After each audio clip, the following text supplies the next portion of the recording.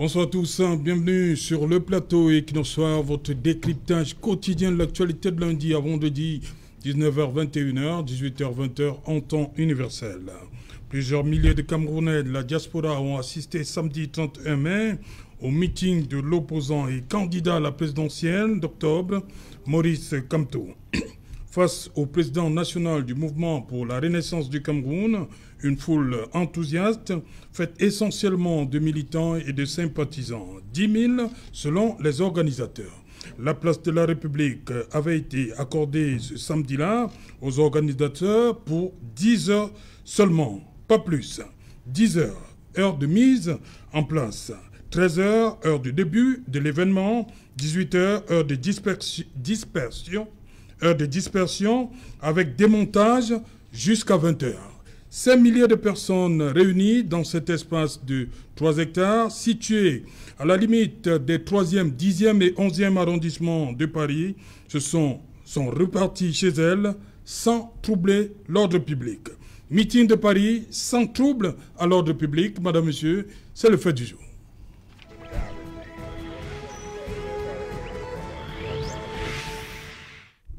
Et pour en parler, nous accueillons Mourab Malice Doualabel. Bonsoir. Bonsoir. Bienvenue. Merci de m'avoir convié. Bonsoir à mes co-panélistes. Et j'espère que nous allons passer un moment édifiant.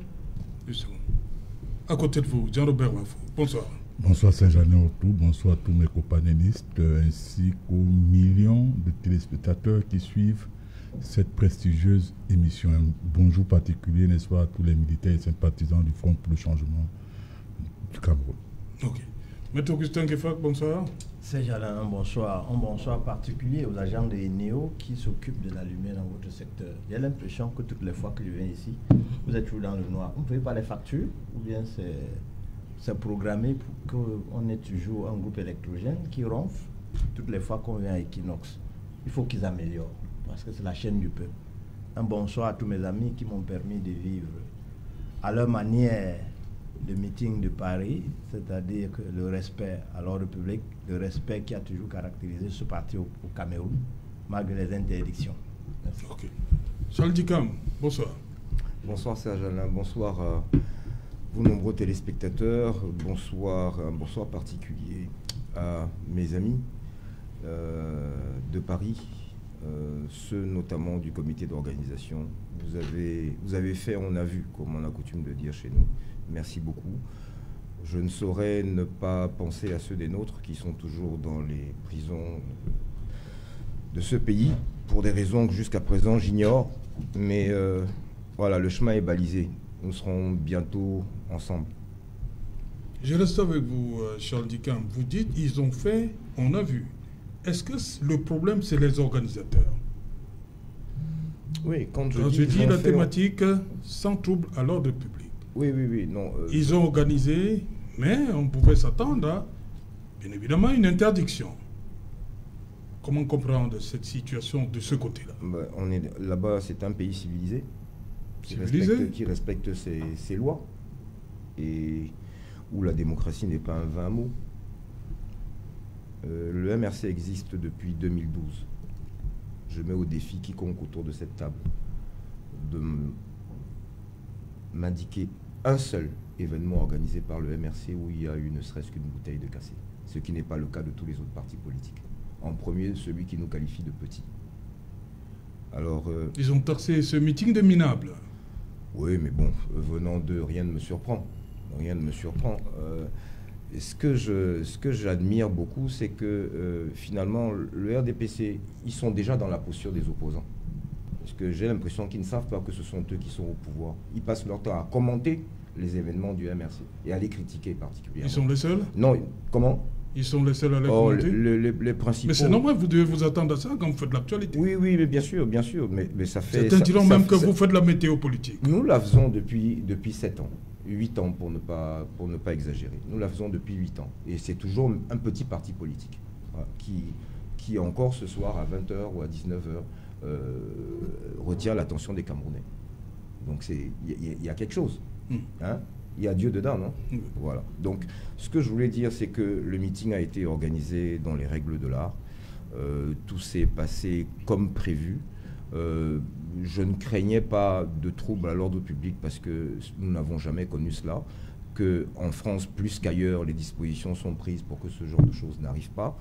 Et que j'ai même vu certaines personnes à ce meeting qui n'ont pas pu résister, hein, mais pourtant très hostiles dans les réseaux sociaux, mais qui n'ont pas pu résister à cet instant de communion. C'est donc juste un indicateur pour les gens de ce pouvoir qu'ils comprennent.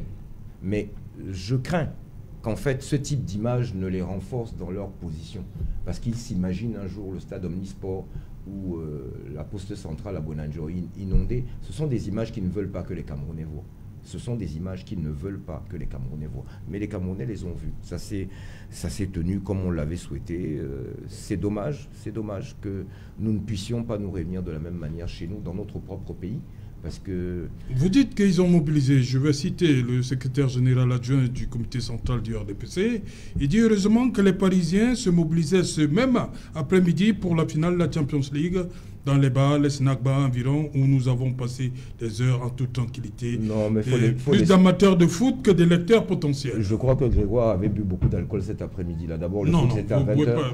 Non, je l'appelle Grégoire parce que c'est mon frère. On ne veut pas savoir. Qu'à cela ne tienne. Je pense donc qu'il était dans un état second. C'est plus poli. Parce que parler de football à 13h alors que le match avait lieu à 20h... non, mais il y a des gens qui se... Oui, non, il s'est trompé. Avant d'aller avant d'aller regarder le match. C'est ce qu'ils font ici. C'est ce qu'ils font ici. C'est ce que lui et d'autres font ici. Ça ne se fait pas partout. C'est les gens civilisés là-bas. Je vous rappelle, pour ceux qui veulent dénigrer, que là-bas, on ne donne pas de pain ni de sardines. On ne paye le transport à personne. Le déplacement coûte cher. Des gens sont venus du Japon, des États-Unis, du Canada, des autres pays européens. Ça coûte de l'argent. Je rappelle également à monsieur le secrétaire général adjoint du RDPC que ces gens-là, c'est 100 à 150 milliards par an. C'est plus que l'aide multilatérale qu'on nous apporte. Qu'il ait un peu de respect pour ceux-là qui nourrissent sa famille. Parce que même dans sa famille, on attend des Western Union pour ne pas faire de publicité. Donc, il faudrait qu'on arrête avec ces dénigrements à 2 balles. Je pense qu'il a plus à faire au sein de son parti, où aujourd'hui on se questionne sur est-ce qu'il est possible qu'il s'inquiète pour eux. Mais moi, je ne comprends pas. Un ministre qui, jusqu'à présent, n'a réussi l'exploit que de donner un salaire minimum de moins de 40 000 francs à des Camerounais, c'est à ça qu'il s'intéresse? Non, il devrait s'intéresser, je pense, dans son ministère, à améliorer le quotidien des Camerounais et améliorer le SMIC des Camerounais. C'est ça qu'on attend de lui, pas de faire un commentateur sportif. C'est pas ça qu'on attend de lui.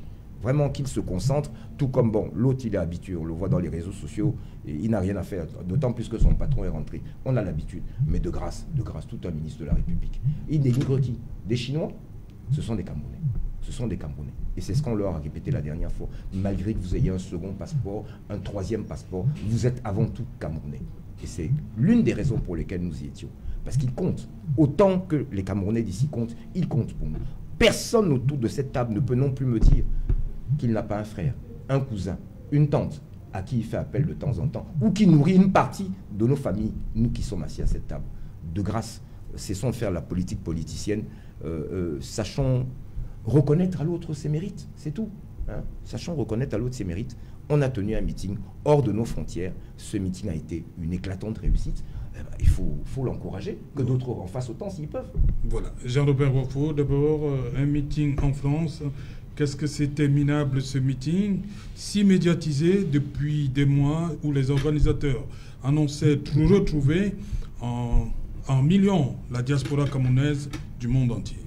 Signé une fois de plus le ministre Grégoire Roland, secrétaire général adjoint du comité central du RDPC. Je vais dire un truc au ministre, secrétaire général adjoint du RDPC, M. Grégoire Roland. Quand ce qu'on a à dire est moins important que le silence, on se tait. Monsieur le ministre, vous devez nous vous taire. On a assisté, n'est-ce pas, samedi dernier, à une démonstration de force. Je lisais, j'ai lu dans les réseaux sociaux, comme tous les autres. Vous savez que dès le départ, il y a eu des premières images. Et j'ai vu certains adeptes de la pensée unique qui se recrutent pour la plupart dans le RDPC dire, voilà, il n'y a personne. Et j'ai vu après ces gens en plein meeting, puisque c'était retransmis en direct par les canaux de la communication dédiée, n'est-ce pas, à ce meeting. Subitement, tous ont fui, tous sont restés calmes. Non, je veux dire, hein, comme Charles Dikama dit, le professeur Moïse Kamto a fait fort. Il a fait fort, très fort même d'ailleurs. Et ces messages, c'était des messages de quelqu'un qui a la République chevillée au corps. Je dis bien chevillée au corps. Le RDPC, les militants du RDPC, leur réaction ne me surprennent pas du tout. Pourquoi? Parce que eux-mêmes, ils sont en plein désarroi. Plutôt que de faire des débats sur la possibilité de la candidature de leur champion ou pas, ils s'intéressent au professeur Moïse Kamto, à la candidature du professeur Moïse Kamto. Et je les comprends, puisque vous avez dit même en introduction, c'est lui qui fait la météo politique. Mais quand le ministre Grégoire Rona semble mépriser la diaspora, je vais lui rappeler une chose. En termes de devises annuelles, la diaspora rapporte au Cameroun pas moins de 700 milliards par an. 700 milliards par an. Et ceux qui disent qu'il n'y a pas d'électeurs, il n'y a pas d'électeurs à ce meeting, c'est des conneries. C'est des balivernes, c'est des fadaises. Parce que chaque diasporien s'occupe au minimum de 10 compatriotes restés au Cameroun. Vous avez parlé de combien combien de gens présents? Bon, on parle de 10 000 selon les organisateurs. Hein. Non, Serge Alain, je corrige, nous étions au moins à 45 000. Ça, c'est le chiffre officiel. Je suis du MRC, tenez compte du chiffre que je vous donne.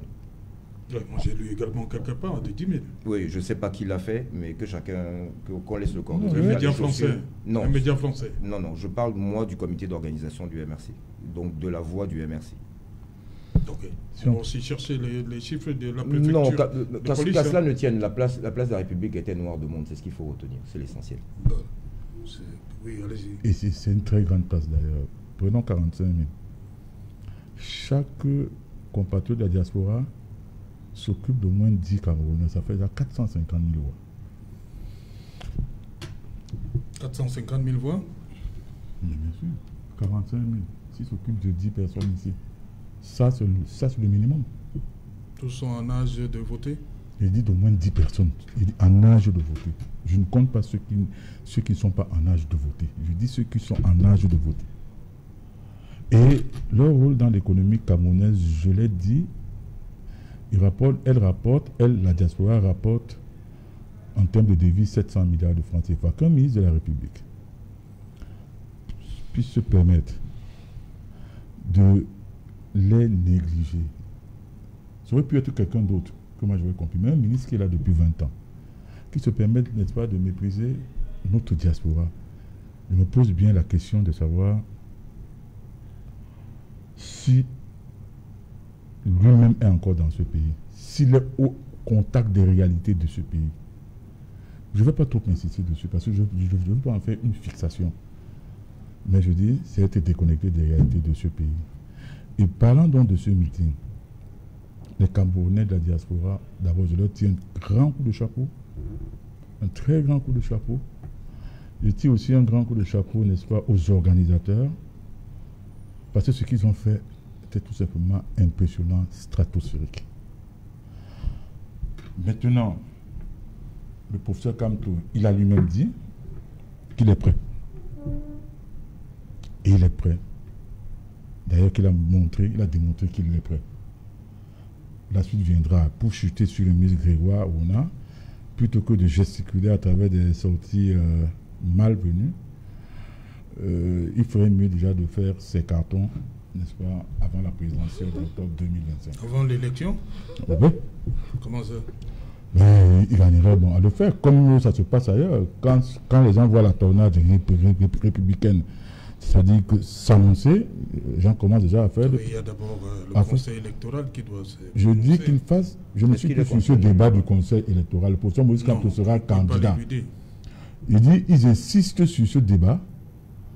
de la nullité du mandat impératif parce qu'ils ne veulent pas qu'on aborde leur propre bilan, qui est négatif sur tous les plans, en dehors de quelques-uns, n'est-ce pas, des ministres, puisque je n'ai pas une vision manichéenne de la vie politique, sauf quelques-uns qui essaient donc de sortir la tête de l'eau. Mais globalement, le bilan est, je ne veux pas dire, bon, je ne veux pas que le CNC arrive ici, mais globalement, le bilan est catastrophique. Eux-mêmes, ils le reconnaissent. La preuve, la dernière ordonnance du chef de l'État, n'est-ce pas, habilitant le ministre des Finances à aller, habilitant le ministre des Finances à aller lever donc 200 milliards de francs CFA sur les marchés financiers pour, et ça je tiens à le préciser, pour les opérations de trésorerie, et non pas pour l'investissement, pour les opérations de trésorerie. C'est pour dire. Voilà, honorable Doualabel, vous avez vu les réactions, vous avez suivi, regardé ce meeting? Oui, bien sûr. Ouais. Sinon, c'est que je ne suis pas une femme politique. Voilà, justement. Est-ce que vous êtes d'avis avec votre secrétaire général adjoint, Minable? J'ai commencé mon propos, en oubliant quelque chose qui me paraissait important. Je voulais dire bonsoir au président Paul Biya et lui dire que j'ai la certitude, et c'est la raison de ma pleine implication et ma motivation, qu'il ira jusqu'au bout de ce qu'il a promis aux Camerounais. Et le destin... Il a promis quoi? La démocratie. Il n'a pas promis ça. Et la prospérité. Ok, la démocratie, nous sommes en train de la vivre, de l'alimenter. Il y a j'allais dire, des petits couacs à gauche, à droite. Mais ce qui est important, c'est que la démocratie avance et qu'au finish, nous soyons tous heureux de voir notre pays fonctionner comme le désire le président Paul Biya. Maintenant, le professeur Kamto, monsieur le président Kamto, qui est un candidat à la candidature, a le droit de s'exprimer là où il veut et comme il veut. Je présenterai mes félicitations aussi aux organisateurs parce que organiser un meeting, quand on est un militant, on sait ce que c'est. Et avoir réussi à contenir le meeting dans les limites qui ont été prescrites par la préfecture de police, ça, c'est vraiment, j'ai trouvé ça très bien. Et maintenant, concernant le fait qu'il n'y ait pas eu de casse, c'est extrêmement rare. J'ai eu la chance de faire mes études en Europe et c'était pratiquement au lendemain de mai 68. Donc on était en plein dans cette fièvre de la revendication. Le moindre, nous-mêmes nous savions que dès que le mois de mai arrivait, les grèves commençaient et on était tous dans les jardins publics, etc., pour contester ci ou pas ça, etc. Donc, depuis que j'ai vécu tout ça, j'ai jamais vu, ou alors j'ai rarement vu un meeting sans casse. Ça casse toujours. Pourquoi? Parce qu'il y a infiltration des personnes qui, bon, n'ont rien à voir avec le motif, voilà, mais qui vont s'amuser à casser les vitrines, à casser les comme ce qu'on a vu le même samedi après la victoire du PSG. Ça existe toujours. Donc, avoir réussi à ne pas avoir ces infiltrations, c'est pourquoi, à mon avis, c'est parce que les casseurs étaient dans la manifestation. C'est-à-dire que c'était leur manifestation. Ils allaient alors casser, pourquoi? Ils n'allaient pas casser. Parce qu'ils voulaient que ce meeting réussisse. Parce qu'ils veulent ils veulent convaincre le professeur Kamto qu'ils sont des partenaires importants et sur lesquels il peut compter. S'il y a casse, le professeur Kamto va commencer à se méfier. Donc du coup... Donc vous dites que les casseurs étaient dans la manifestation.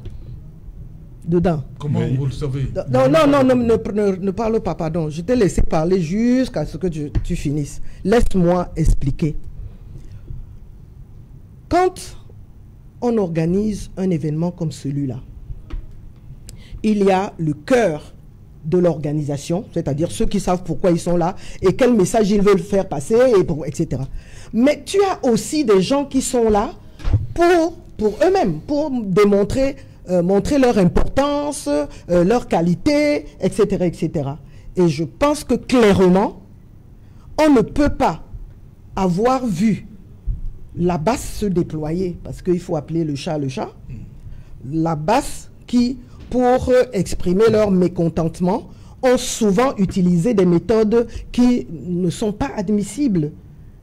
Mais ça existe et nous l'avons tous vu et nous le vivons chaque fois que la basse a envie de se manifester. Donc je ne pense pas que là, la basse avait intérêt à se faire entendre. Au contraire, ils avaient intérêt à se comporter en personnes, comme il a dit, civilisées, hein, sur lesquelles Maurice Kamto peut compter. Donc pour moi, ce n'est pas le signe de quoi que ce soit, c'est le, j'allais dire, l'organisation telle qu'elle a été montée avec les acteurs concernés qui peut expliquer pourquoi il n'y a pas eu casse. Alors que généralement à Paris, après une manif, il y a casse. Et même pendant la manif, il y a casse. Parce que ceux qui ne sont pas d'accord avec vous, quand par exemple c'est l'extrême droite qui manifeste, eh ben, l'extrême gauche entre dans les rangs, et oui, ils s'infiltrent et ils essayent de mettre la pagaille, etc. Mais là, rien. Donc, moi, c'est l'explication que j'ai trouvée. Voilà. Okay. Maintenant, les casseurs étaient, vous êtes d'accord avec l'honorable? Il n'y a pas eu de trouble parce que les casseurs étaient dans la foule? C'est Jalin, je vais faire comme tout le monde. J'ai lu dans les réseaux sociaux que ce meeting a été organisé par une brave dame camerounaise. Oui. Que c'est elle qui était à la manip. Je ne connais pas, j'ai oublié le nom. Jeanne Chantal Belle-Essombe, que Madame Marlise Douala-Belle connaît très bien.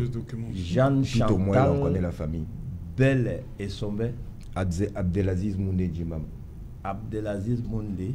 J'ajoute Fernand Kenan. Je vous tire un grand coup de chapeau. On n'aime pas ce que vous avez fait là au Cameroun. On n'aime pas ça sur le sol camerounais. Vous l'avez fait parce que le sous-préfet du coin, il n'est pas venu bousculer une chaise pour dire que la chaise est placée sur le goudron alors que c'est le sable qui doit occuper le goudron. Vous avez réussi parce que le sous-préfet du coin n'est pas venu tenir les discours pour insulter les infirmes qui étaient là du fait de la nature. Vous avez réussi parce que on ne vous a pas interdit le sol, on ne vous a pas interdit les bancs, on ne vous a pas interdit la musique, on ne vous a pas interdit le son. Bref, vous avez réussi parce qu'on ne vous a pas interdit l'air à respirer. Or, ici, chez nous, au village, c'est interdit de faire ce que vous avez bien fait. Et chance pour nous, il y a au moins Internet. Je suis content. Ce qui m'intéresse, ce qui m'a plu, c'est que tout le GOTA du RDPC a été suspendu aux caméras tout le temps que vous traîniez à venir sur le panel. Parce que quand j'ai lu les commentaires des uns et des autres, j'ai compris qu'ils étaient plus intéressés que vous. Revenons au sujet. Le sujet, c'est meeting sans trouble à l'ordre public. Sans trouble à l'ordre public. L'homme du quartier dirait, pour parler comme le RDPC, au moins 7 fois. Malheureusement, il n'y a jamais eu de précédent. Et puis, cette question, pour moi, me pose un problème. Quand je vois comment le RDPC animalise le débat, chosifie le débat, je me demande bien s'ils ont compris le problème. Moi, je pose le problème autrement. Est-ce que la diaspora pro-MRC est une diaspora citoyenne, est une diaspora civilisée, est un modèle à envier? C'est ainsi que je vois l'affaire. Ceux qui n'aiment pas ce modèle ont un vocabulaire arrogant, haineux, ubuesque, et ça se lit. La diaspora qui était là, c'est une diaspora qui appartient à une certaine classe. Voyez-vous, pour partir de partout, et je tire là mon inspiration du commentaire d'un ministre de la République, qui dit que c'est des charters qui sont partis de partout dans le monde. Ça veut dire que ceux-là qui sont partis, ils ont au moins de quoi s'acheter un billet d'avion. Ils n'ont pas besoin de 2000 francs pour s'acheter un morceau de pain de 1000 francs et bagarrer pour le transport de 500 francs qu'ils n'auront pas à la fin. C'est des gens qui sont à l'abri de beaucoup de choses et qui ont un seul souci, donner tout ce qu'ils ont reçu dans l'intérêt de la République. Est-ce que ceux-là pouvaient organiser le désordre? C'est comme ça que je comprends l'affaire. Est-ce que cette diaspora-là pouvait s'amuser à sacrifier ce que matériellement ils ont investi? D'abord, ça ne relève ni de leur culture, encore moins de leur éducation. Donc ceux qui pensent à ce thème, à l'inverse, c'est ceux qui exposent en réalité leur être. Parce que cette diaspora, c'est une diaspora civilisée. C'est une diaspora modèle qui est venue comprendre si elle peut faire confiance au candidat du MSC qui est venu solliciter leur voix. Vous savez, pour moi, cette diaspora, aujourd'hui nous parlons diaspora, c'est une diaspora unie. Si c'était le camp de l'honorable Bell, on aurait vu la diaspora patriote, la diaspora basse, la diaspora ainsi de suite, c'est-à-dire champion de la division.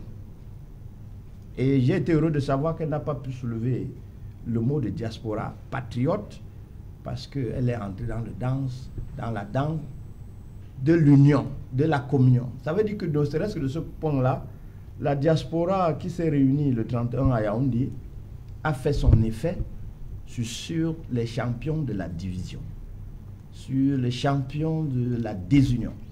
C'est un Cameroun modèle que nous avons vu. Et c'est ce Cameroun-là qui est rêvé. C'est ce que je peux dire. Richard?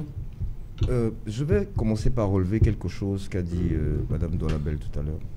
Elle a dit que lorsqu'il y a des manifestations, en France en particulier, où elle comme moi avons vécu, quand c'est l'extrême droite, c'est l'extrême gauche qui vient. Alors, est-ce que cela ne voudrait-il pas dire que finalement cette diaspora, toute confondue, le RDPC n'a pas de militants là-bas. Et je comprends pourquoi vous êtes hostile au rien qu'au mot diaspora. Parce que s'il y avait des militants du RDPC pour venir s'opposer à ceux qui pensent différemment d'eux et qui auraient donc créé du trouble à l'ordre public, ça veut donc dire qu'il y a cette union et cette cohésion dans notre diaspora, essentiellement, qu'à part quelques agités des réseaux sociaux comme les Billy le Gifleur qui se sont vite remis de leurs émotions, l'essentiel de notre diaspora souhaite un Cameroun uni, un Cameroun où on travaille, ou un Cameroun où on cessera de parler de détournement de fonds, etc. etc. C'est une diaspora vaillante qu'il faut encourager. Une diaspora qui, nous le répétions déjà tout à l'heure, vient en aide au Cameroun. Sans cette diaspora, la misère serait pire encore que ce qu'elle n'est. Donc c'est une diaspora qui aide beaucoup l'État RDPC dans son incompétence. Beaucoup, vous devriez la respecter. Parce que si elle n'était pas là pour venir faire ce que vous ne faites pas et que vous devriez faire, alors je ne sais pas dans quelle catastrophe nous nous trouverions.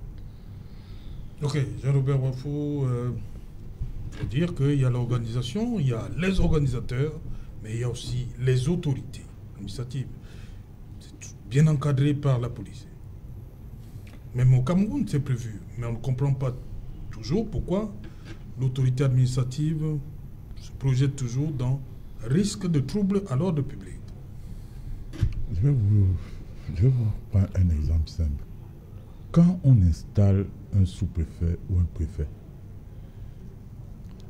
la dernière phrase de celui qui les installe, c'est quoi? Prenez le commandement. Prenez le commandement.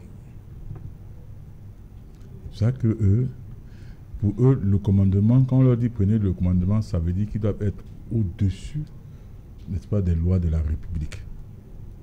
Je vais un peu revenir sur ce que Honorable Malise Douala-Bel a dit. Elle a dit qu'il n'y a pas eu de casse le 31 mai dernier à la place de la République parce que les casseurs étaient étaient parmi... Ça veut dire les quoi? organisateurs. Ils ont été parmi les organisateurs. Ça veut dire que quand on casse, quand à la suite d'un meeting de l'opposition ici, on casse, ça veut dire que c'est les gens du RDPC qui infiltrent la marche ou le meeting pour procéder au casse après. Parce que si c'était des gens, des organisateurs de ces meetings, eux, ils auraient empêché qu'il y ait des casses. Si on tient compte de ce qu'elle vient de dire. De toutes les façons, ça dit, on ne peut pas prôner, on ne peut pas inscrire la liberté de manifester, n'est-ce pas, dans la Constitution et puis on ne la respecte pas. Je vous dis ceci.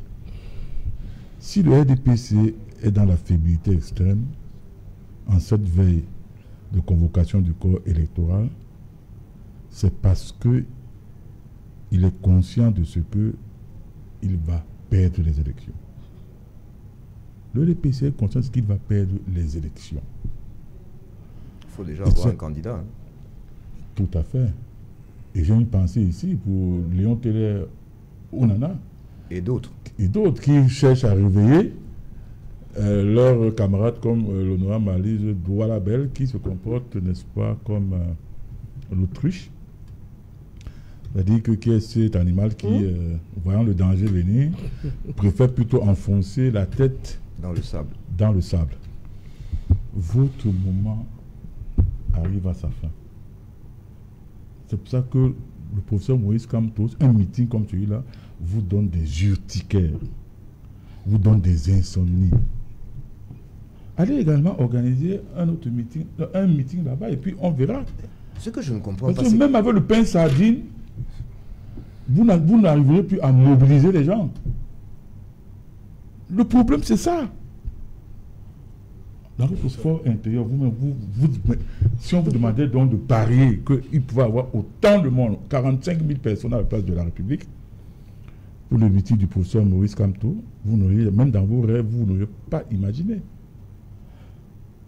Le nombre de personnes présentes là-bas est la preuve que les Camerounais de la diaspora surtout, et je vais dire en général même, sont déterminés à faire partie de ce système gouvernant qui règne depuis 43 ans sans résultat.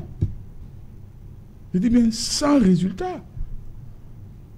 Mais, comme je l'ai dit d'entame, ce qui vous reste, honorable Malise Douala-Bel,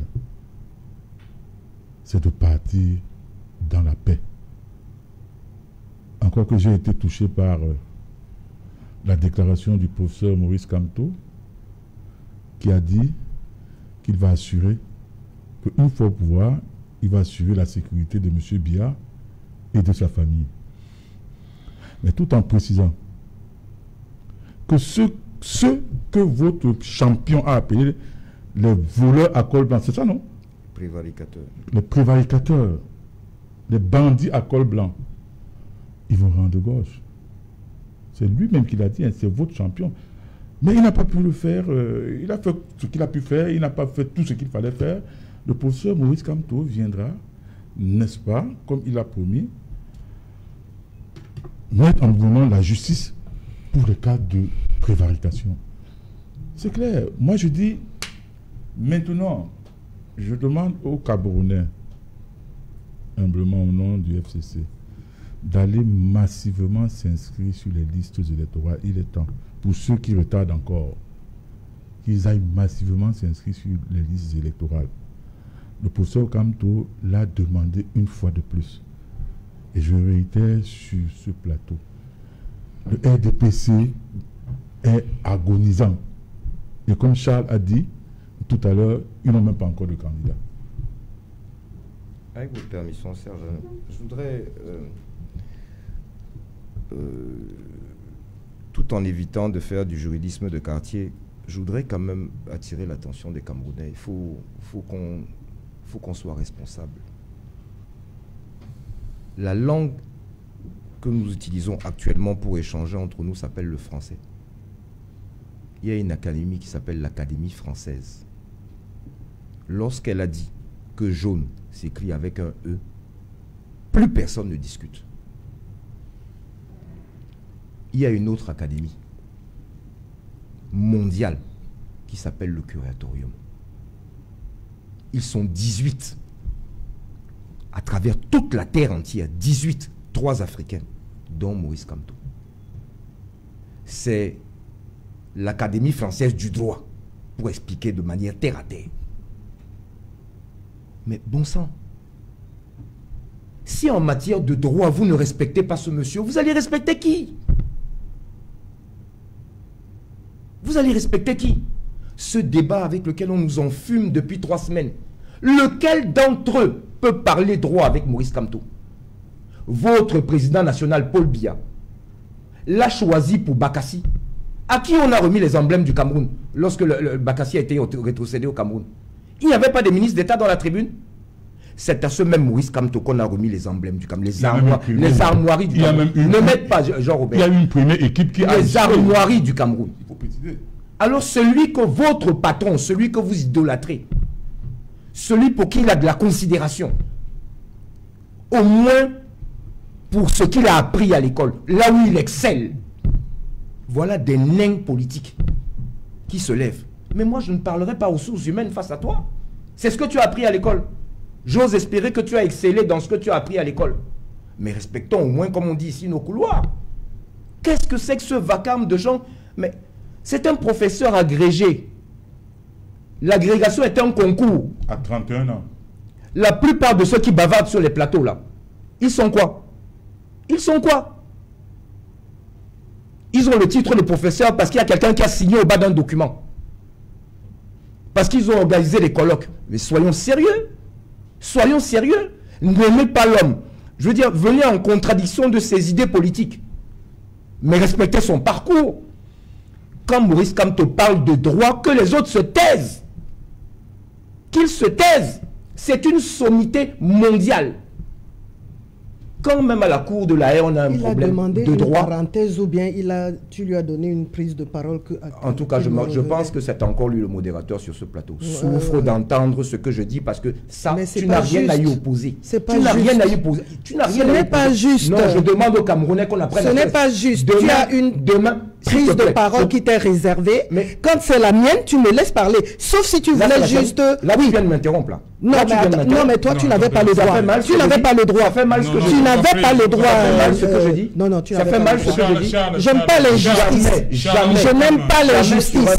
Après, Wafo, c'est moi qui prends la parole. Non, Charles, vous avez demandé. C'est toi qui décides de qui prend la parole. Vous avez demandé. J'ai demandé. Oui, voilà. J'attendais que vous m'interrompiez. Il ne lui revient pas de m'interrompre. Allez-y donc jusqu'au... Mais je ne sais pas. Dans la minute, là, c'est combien de secondes? Tu as une dame, fais preuve de douceur. Fais preuve de douceur. Allez-y. On va rester gentleman. Allez-y jusqu'à la fin, Charles, rapidement. Je répète donc qu'il faudrait que nous apprenions à nous respecter. Je ne demande pas qu'ils aillent en vacances ensemble, mais que chacun dans son domaine reconnaisse à l'autre ses compétences. Oui, voilà. Vous l'avez dit. Honorable Dolabel, sur cette situation, je ne voulais pas qu'on revienne sur cette question-là, mais tout le temps, vous voulez nous amener sur ce plateau-là. Je crois que le débat est clos. Oui, d'accord. Nous sommes sur un plateau. Oui. Allez-y donc, en tant qu'acteur politique, je ne suis la mère de personne sur ce plateau. Je suis un acteur politique au même titre que ceux qui vous entourent. Alors, la douceur, je la réserve dans ma sphère privée. Mais quand nous devons débattre et qu'il y ait des règles, il faut que ces règles soient respectées. Vous êtes en colère là, allez-y. Ok. Ce que je voulais dire, c'est que c'est ce même professeur Kamto, cette sommité des sommités, qui est d'ailleurs très respectée, parce que moi je suis beaucoup de débats, et généralement, quand on prend la parole pour parler du professeur Kamto, on lui reconnaît son expertise, on lui reconnaît son talent. Mais c'est ce même expert qui lui-même a déclaré qu'il ne pouvait pas, après avoir pris la décision solennelle de ne pas participer aux élections de 2020, il en connaissait les conséquences. Et que ces conséquences, c'est qu'il ne pourra pas prendre part au, comment dirais-je, au présidentiel. Je pense qu'il y a plusieurs documents qui relatent cette déclaration et qui la met. Je dis bien qu'il y a plusieurs documents. Maintenant, s'il veut être candidat, nous les buveurs de Matango, au quartier, on sait que quand tu as fait l'OSIS, tu jettes le truc et puis le dé s'en va loin. Tu attends le prochain tour. Tu fais l'OSIS. Maintenant, tu veux qu'on reconsidère le jeu, non, il faut... Bon, ok, d'accord. Considérons donc qu'il a d'autres possibilités pour être candidat. C'est une concession. D'accord. Ou c'est la loi? C'est une loi. C'est la loi. Le français est important. Hein. Oui, mais c'est pas un cadeau. Charles, tout le monde n'a pas ton niveau il faudrait. français. Non, il ne faudrait pas. Il ne faudrait pas parce qu'il y a plein de gens qui savent juste parler le bon français, mais qui sont incapables de gérer quoi que ce soit. Donc, franchement, c'est pas ça la norme. J'ai accepté que l'honorable Dolabel vous apporte la réplique parce que vous avez